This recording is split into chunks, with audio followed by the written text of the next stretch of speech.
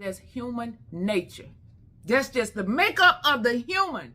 To overtake and to use privilege, they would do it. Hello, you all. Thank you for coming back and clicking on the channel. I have another reaction video for you today. And it is not music this time, but it's some commentary. Let's take a look at what are we doing to white people. We are a nation and a group of family members who we out here in each other's business. Because whether we're talking about it, jumping about it, writing about it, painting about it, singing about it, we got something to say about it. So let's look at this video and add some Christian perspective to it. You had an argument in line at the grocery store with a white person? They were acting entitled because they were white. A white driver cut you off when you were driving? They need to check their white privilege. Your actions, your conduct, and your existence, in other words, boil down to your whiteness. And ashamedly, at one point in time, this was how I used to think as well.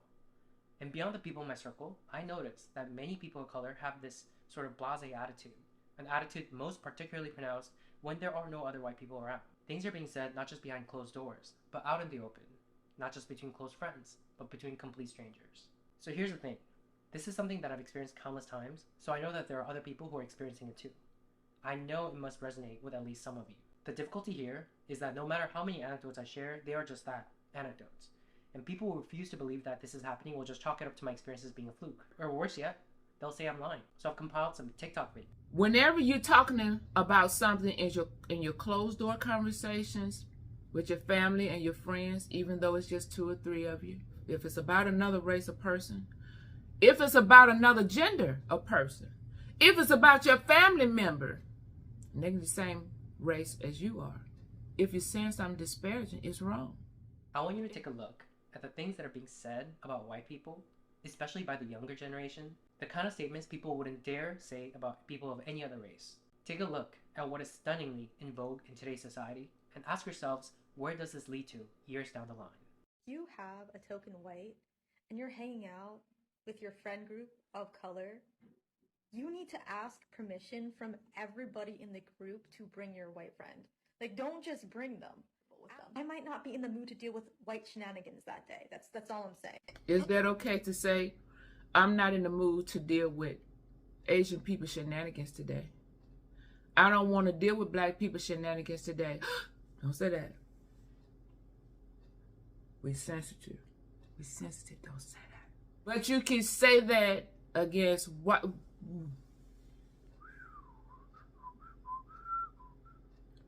Just turn into a whistle if you look like you're gonna say it. And another thing, it feeds into their ego. Like, don't let them think they're a good white person. Accomplices ask, how can they support Black and Indigenous people of color? And sometimes I really don't know what to say, but here's one easy way.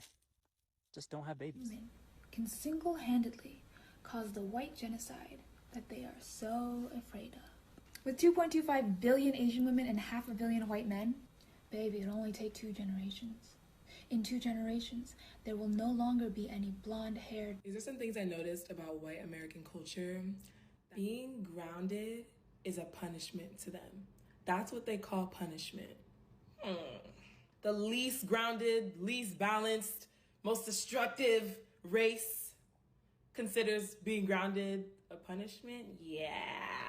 They also say really violent phrases. They say things like, kill 2 birds with 1 stone. Why do we have to kill the birds? Why is everything so violent? It's almost like one's language and phrases reflects one's nature. So that new Jeffrey Dahmer movie on Netflix is the perfect example of the sensationalization of white violence. People have a much easier time sympathizing with white criminals than they do with black victims. People think these shows are harmless, but they actually contribute to a much bigger issue. It contributes to the viewpoint that white people are less violent than everyone else, and white violence is something to be consumed in media, and that's it. What is with Caucasian people and like their inability to like read a fucking room? Like, y'all act like you don't understand shit because y'all be the first ones during a conversation about the Holocaust to get so mad when black people be like, you do realize that the original Jewish people were black, right? White people? I don't understand what her point's supposed to be there. about the Jewish people in the Holocaust as if she's saying that the Holocaust was okay. It's okay for people of color to talk about the Holocaust because they was the ones that's being killed. So, duh, we can talk about it. I don't understand that. Roaming Asian grocery stores like it's an amusement park. Explain to me why white people don't wear shoes outdoor, but wear shoes inside. We are both white women. We are inherently a danger in spaces for Black, Indigenous, and other people of color simply by existing. It's white cis men who are a part of the far right-winged ideology of fascism. That is a true threat and the terrorism to this country. If BIPOC stand in the street and scream at the top of their lungs, I hate all white people, I want all white people to go die, die white devil, you cracker bitch, that's still not racism. You're not one of the good white people. Stop separating us from the bad white people. Don't sit out there in comments and say, we don't claim them. We are them. We are the ones shooting up schools. We are the ones raping people, the ones enslaving people. And I'll say it. I hate being white. The woman saying separate the good white people from the bad white people. Going back to what I heard in Tom McDonald's song in White Boy, he said, if I'm honest, it's hard to tell the difference. And he was referring to the people who want the best for all people and those who wants to express racism, shutting people out and want people to be subservient. All white people are inherently racist. Yeah. Can you be racist against white people? Based off of the definition of racism, yes, but it's not gonna hurt them and hurt their opportunities like it does people of color. While technically you can, it's not like an issue. You can't oppress the oppressor. It helps you sleep at night. I'm racist to white people and I'm proud of it. Why do people not understand that you can't be racist to white people? It's impossible. The system is not set up that way. You can insult white people, but it is not racism. Me calling a white person a tub of mayonnaise and a flower looking ass, that's not racist. You went all the way to Africa to physically take black people from their homes, shove them in on boats where a lot of them got diseases and died, told them where they could sit on a bus, told them which schools they could go to, which water fountains they could use, which bathrooms they could use, and that's sugarcoating it. Those are just terms. I'm not even describing all the disgusting things that happened, and they don't even want revenge. They are letting you guys skate by asking for equal rights. That's it? And you're still saying no? They are not as angry as they should be. Y'all are getting off easy and you're still saying no? Fuck you. Some people look at that and chalk it up to the grumblings of the powerless. That's the idea that when you have a power disparity, the less powerful sort of has this general society given leeway to complain about the more powerful. The villagers complaining about their king doesn't have the same ring as the king making snide and crude comments about the villagers. But that's not what's going on here. Because although certain segments of our society refuse to believe this, even as evidence mount before our very eyes, in one side of the political aisle, people of color actually have greater power than white people.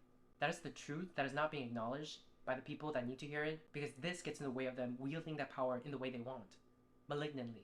I've heard from somewhere that politics is downstream of culture, and I think that is certainly correct. We have a mainstream culture that tells us it's okay to hold prejudice and hateful view of white people, and our politics is then infused with this energy, and we see active, overt, and on-the-books racial discrimination of white people that those who are perpetuating this hatred is refusing to see as discrimination. They'll say, no, no, no, this is remediation. These are the same people who are making tenuous arguments that some of our race-neutral laws discriminate against people of color. And this is certainly evidence that in one side of the political aisle, people of color have more power than white people. Because if we didn't have the power, we wouldn't be able to put into place practices and policies that does this. That's what power is. Things like Minneapolis local government agreeing to a contract with the teachers union that says white teachers must be fired first. New York City's government enacting a policy of having white seniors go to the back of the line on life-saving COVID treatment. A college professor that says white people should be killed and facing no repercussions. Cornell University banning white people from rock climbing lessons. One of many instances of liberal colleges doing the utmost to exclude and ostracize white students. BIPOC only events equal no whites, but they don't have the guts to say that, even though that is what that is. That's what makes us different than the mere grumblings of the common villager. The talking points is, yeah, white people share that information and the attitude from generation to generation. and black people don't. They don't share that victim mentality to generation after generation, because young people now know nothing about some of the harsh realities that their ancestors had to face. But yet that mentality and those talking points are shared with them to keep them angry, to keep them mad, disappointed, and angry, rather than telling them to take advantage of the opportunities. You have more educated black people and people of color nowadays that have master's degrees, bachelor's degrees, advanced degrees than ever. More millionaires than ever. You got every race of people is normally standing up businesses, creating communities, and other communities of people come over and share and shop. What's wrong with that? There should be no anger. Just get up and live and be about it without this comparison and this get back mentality. But there is a get back mentality. It's our turn. And we're going to get you back. Get you back from what? There's nobody alive today who has done anything to your ancestors. What type of talking is that? If somebody directly do something to you or hold you back or take an opportunity from you, approach that accordingly for that individual, to that company, that corporation. Approach it accordingly, appropriately. Dynamics have shifted. That is a fact. Progressive media outlets do not cover these stories. Some people out there have no idea that this is going on.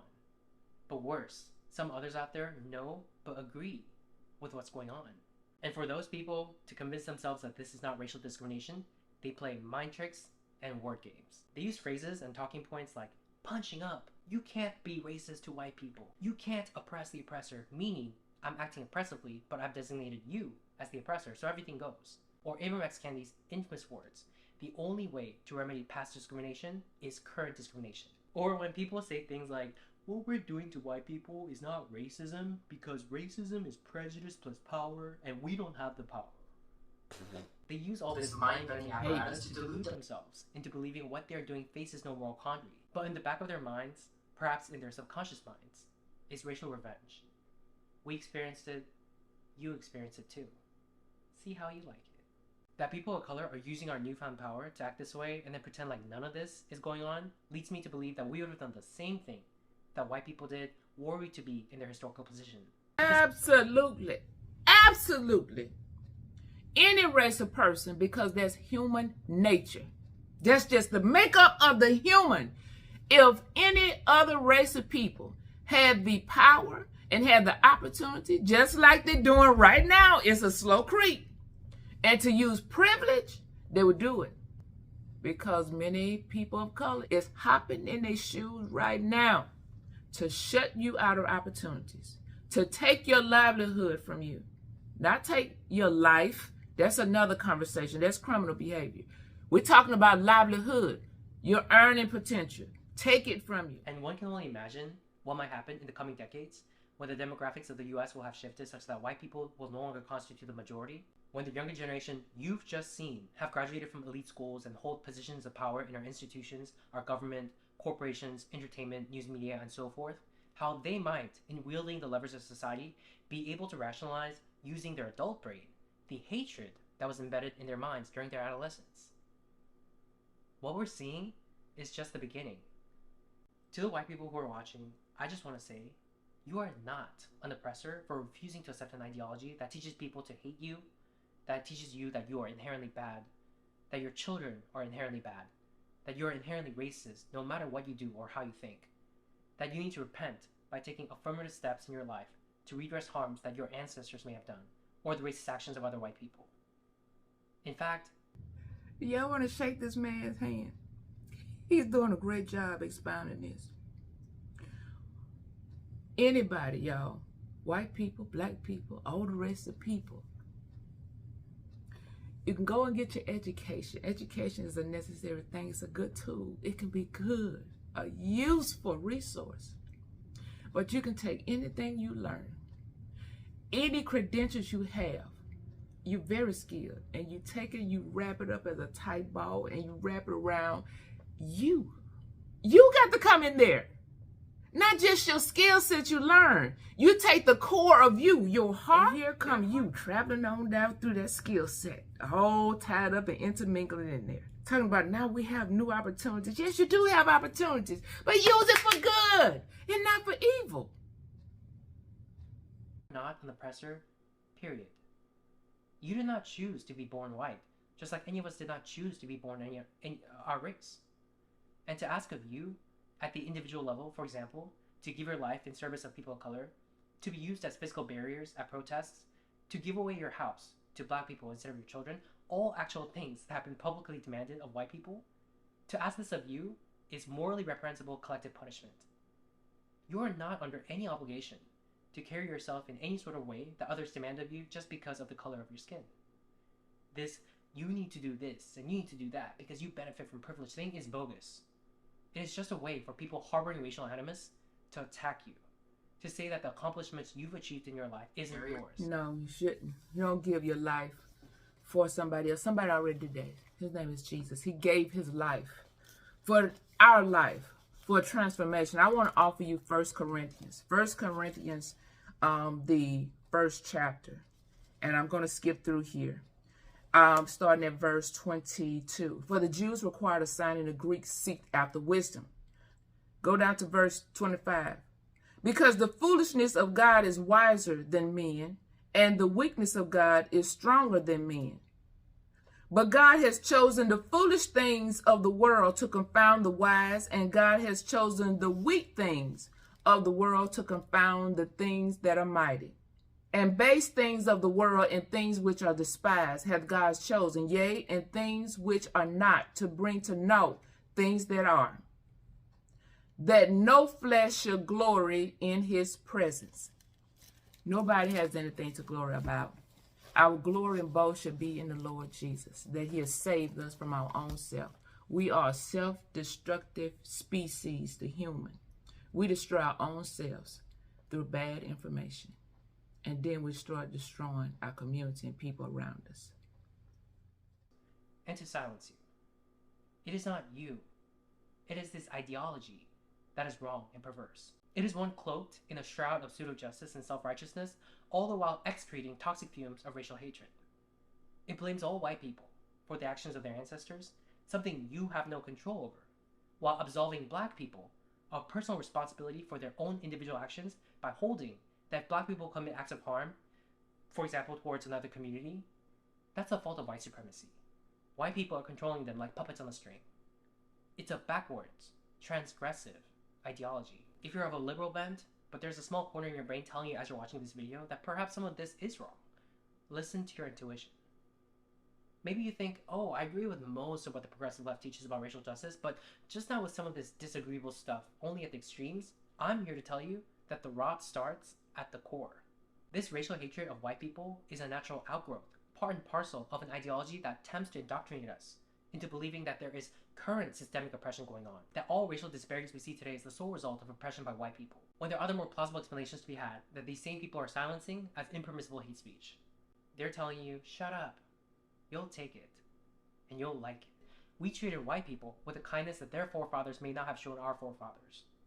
But now, it will say when we gained the power, we turned around and started doing some of the same stuff to white people. Segregation, social ostracization, hatred sanctioned by government and law. And we're doing all of this while pretending like we're doing something valiant.